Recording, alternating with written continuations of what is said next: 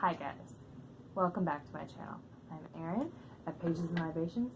Tonight, because it is night, so it's acceptable that I am drinking a Guinness, which is my favorite beer. This is actually the double stout, so it's doubly stouty.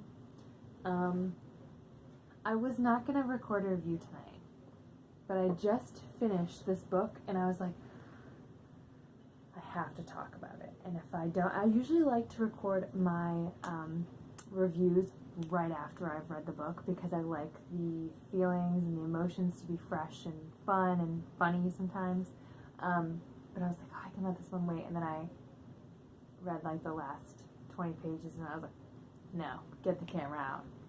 Husband, take care of child. I will review Shiver by Maggie Stiefvater. Okay, so I actually read, this was my second Maggie Stiefvater.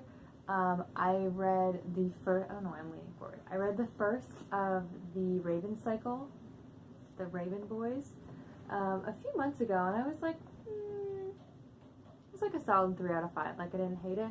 I also didn't love it. It was like, alright, this was moderately entertaining. The only person I genuinely liked in that book was Gainsey, though, and I thought everyone else was an asshole and shitty friends. So, but I have Blue Lily Blue because I bought it from a thrift. I get all my books from thrift stores, but I love those covers, so I'm really hoping that I fall more in love with that series. But this one, I thought this was a Red Riding Hood retelling. 'Tis not. 'Tis not. In fact, I would go as far to say that Maggie Stiefvater read Twilight and was like, it should have been like this, and she wrote this, because I'm going to be comparing this book. I haven't started the second one. I'm going to after I finish recording this video, but I'm going to be comparing this book to Twilight because it is so Twilighty. Here are my Twilight comparisons. Grace, the main character, is so Bella, but like so much better. Like, she's got like the absentee parents, and I just feel like she's way more relatable. But anyways, she's got the absentee parents, she's got the kind of like withdrawn, wishy-washy friends like Bella has, like, which are Jessica and Angela and Mike and whoever else. I still love Twilight, but I'll get to that in a second. But she's just way cooler, way more relatable, like down to earth, like that's just relatable. Like, I just identified with her so much more. Maybe that was because I'm an adult now and I just felt like Bella was very immature. And also, Grace isn't ever, not even like always, but ever the damsel in distress. At least in this book. There's one time where there's a spot of danger, but I don't ever feel like I feel like Bella would just be laying on the floor like, somebody save me, in that scenario. And so then, more Twilight comparisons. There's a character in this named Isabel. She's kind of the Jessica character, but she's more of a friend. Jessica's like more about herself, and don't get me wrong, Isabel is very selfish and all about herself, but she's also deep down like very caring and very cool, and I see this friendship blossoming to a bigger friendship later on. And then Sam, oh wait, before I talk about Sam, there's a character in this called Shelby, and she's very much, she gave me Victoria vibes, just like unwarranted bitch. Okay. Sam. I've said in recent years that adult me, because I've reread Twilight several times since I first read them, and as a teenager when I read them, I was of course Team Edward, because what dumbass 16-year-old isn't like, yes, some vampire, make me into a vampire, take away my hardships, you know. But I've always said that in adulthood, I see how much of a dumbass Bella was to not choose Jacob. And I still really like Edward. I just think Jacob was the better choice. I just think he was like, he could have given her life.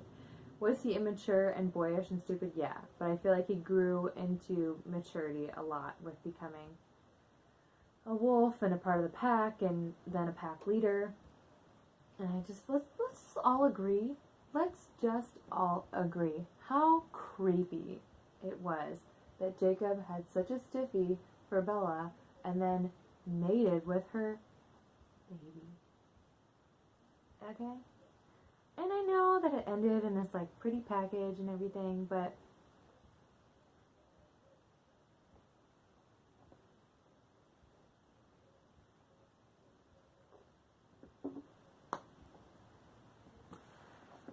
let's just say it. Let's just put it out there. Back to Shiver. Sam. Oh, and there's also, so his name is Sam. But you know the Sam character in Twilight, who's like the pack leader, and he's older, and he kind of guides them. There's another character like that in here, and his name is Beck. And you don't really get to know him very well. You get to know him through Sam's memories, and then a little bit in present time. And but you still really love him. You value him. You see him as a kind of older brother figure. But Sam is supposed to be kind of the Jacob character. But to me, I felt like he was kind of a mixture of Jacob and Edward, in that the Edward side, he had gold eyes, he was chivalrous, and he had a cold temperature complex. That's all I got for Edward. And then Jacob, he was warm and friendly and funny and just felt like that reliable, like easy choice. But like the only choice. Like, whereas, you know, with Bella and Edward, like she didn't have a choice. It was always Edward, whatever. But this, it's always Sam. It's always Sam. Alright, so. Okay. I only have one criticism. One. And that was that the danger seemed very obvious. Like, you knew the bad things that were going to happen very early on.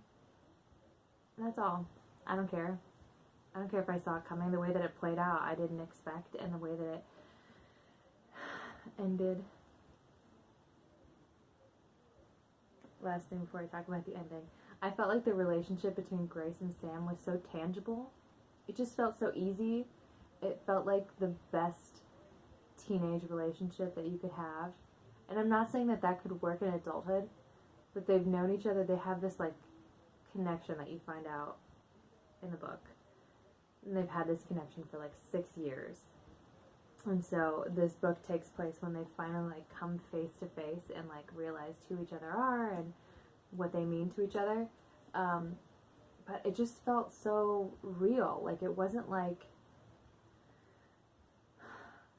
Sam let Grace be Grace and Grace let Sam be Sam. And they didn't push each other and they didn't, like, force each other to be something that they weren't, where I felt like that was always the tension between Bella and Edward. Like, Edward wasn't letting Bella be who she was, and Bella was always trying to be who Edward was, or who Edward wanted her to be, in my opinion. Okay, so the ending. The last 50 pages. I probably could have finished this book in a day if I didn't have, like, real life responsibilities, but alas I do, like a child. But it was really easy. Like, it's 400 pages, but it was a really, really fast read. But the last 50 pages, oh my gosh, I still feel like my chest is, like, aching from it. Like, it just gave me such anxiety, and I was like, I mean, even, like, you can hear, when I get anxiety, I have a hard time taking, like, a full deep breath, and I just feel like I'm experiencing that with this book. But the ending broke my heart at least 8 times. Scratch that, 10 times. And I really don't get emotional when I read books. Like, I don't cry. I've cried at the losses in Harry Potter, and there was one other time recently that I cried, but I can't remember what it was. I'm trying to think back on the books that I recently. I felt Darcy's heartbreak when I read 99% Mine, but I wasn't that super invested. But I almost cried several times. I'd say like 2 or 3 times in the ending of this book. Oh, it was so good. I'm giving it. I feel weird giving it a 5 out of 5. But I feel like that's what it deserves in my heart, in my mind. Like, I'm like, okay, this is a 5-star read for me because I was really into it. But I don't know if I got, like, super obsessively into it until the second half of it. So for that reason, I'm going to give it a 4.5 out of 5 stars. The thing that I mentioned earlier that I was like, I'll talk about that later when I said about Twilight. If this series turns out to be as good as this first book, I can't believe I'm saying this out loud. I might get rid of my Twilights, you guys. And I love Twilight. I would venture to say that I'm a Twihard, which that's stupid. Can we just talk about that for a hot second? Naming your fans. It's not even the authors or the singers or whoever that name their fans. It's the fans that name themselves, and I'm like, please stop. But here we are. I identify as such a fan that may or may not be called Twihard in society. I don't have any merch. At one point I did. Did I go to some midnight premieres? Jury's still out. But I just feel like if there's a story that exemplifies that story, but so much better, I see them at thrift stores all the time, so even if I got rid of them and I wanted them later on, I could go and find them for like $5 total. So it wouldn't be that big of a loss and I'd be freeing up space, but honestly, at least this one is probably going to go on my favorites shelf. Favorites shelf. I don't say that very often. I actually have all of Outlander on my favorites shelf, but I don't want it up there. I've only read the first 3.5 books. I'm stuck in the middle of the 4th one, but I have all of them up there because I can't bear to see series separated on a shelf. But I might have to demote it. I really like it. I'll get through it eventually. But anyways, I digress. It's not so often that I put things on my favorite shelf. I did just put Uprooted up there because I really just thought it was the perfect fairy tale for adult Aaron. Also up there is A Discovery of Witches, the All Souls trilogy, which is my all-time... Harry Potter has its own shelf. Okay, let's get real. Harry Potter is at the very top, like it's almost touching the ceiling. It is the closest to Jesus. But then there's A Discovery of Witches on my favorite shelf. The Casket Girls, which I love the Casket Girls. Casket Girls.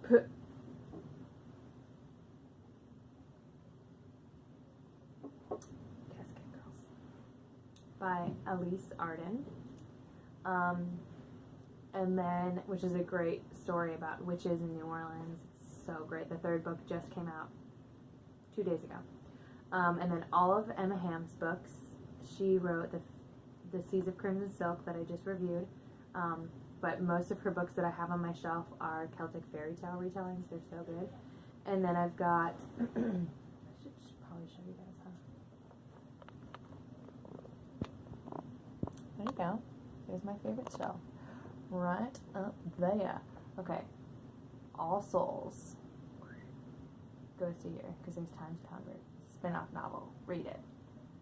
All of Emma Hamm's books, The Faceless Woman. Her covers are amazing. Then the Casket Girls, that's the second one. The first one is loaned out and I have yet to get the 3rd one. Uprooted. Outlander. Various. So over here I've got the Physic Book of Deliverance Dane, Shadow of the Wind, The Historian, and the BFG. The Hating Gang goes up there too, but that is also loaned out to a friend. I currently have 99% mine in its place, although it doesn't belong up there. It's just placeholding, okay? I've rambled. Nonetheless, this book is going on my favorite shelf. I'm desperately hoping that the other 2 will join it because, like I said, I can't bear to have series separated on my shelves. I think it's so weird. It's okay to do books by color, and I have that with my fairy tale shelf right there, but there's not a series separated up there. I can't do it. I shan't do it. I won't do it. That's all. 4.5 out of 5 stars. If you made it through this video, wow. If you're not subscribed already, which if you watch this video and you're not subscribed, I don't know what you're doing. But please subscribe and comment. If you've read this, I would love to talk. Seriously, I would love to talk to you about this. This is probably like the first book out of the booktube videos that I've done that I would love to chat about. So, leave me a comment. Talk to me about Shiver. Oh, and of course, next I'm reading Linger. And what's cool about this is these are all first editions. Again, I got them at thrift stores. I get every book that I have from thrift stores. But this one has green ink. I don't know if you can see. But it has green ink. And then in Forever, the conclusion to the trilogy has red ink.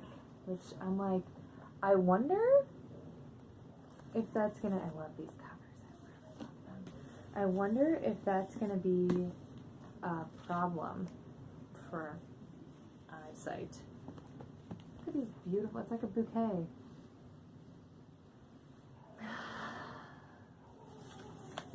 Wow, 16 minutes. Okay, bye!